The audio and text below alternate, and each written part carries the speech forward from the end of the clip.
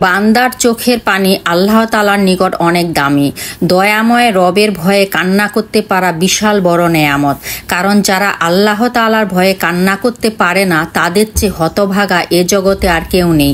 আল্লাহর ভয়ে তারাই কান্না করতে পারে যাদের মন নরম হয়, অন্তর বিনয় হয়। কারণ মানুষের চোখ অন্তর ও মনের প্রতিনিধি।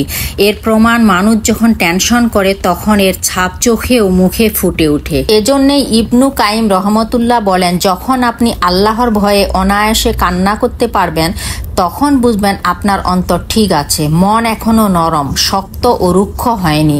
আর যদি কান্না করতে না পারেন, বুঝে নিবেন আপনার অন্তর শক্ত হয়ে গেছে, মন মরে গেছে।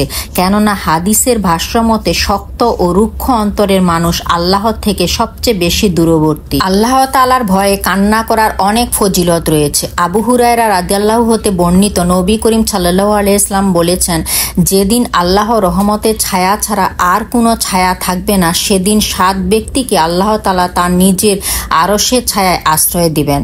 তন্মধ্যে একজন হলো সে ব্যক্তি যে নির্জনে আল্লাহর ভয়ে জিকির করে, ফলে তার 2 চোখ দিয়ে অশ্রুধারা বইতে থাকে। আমিন।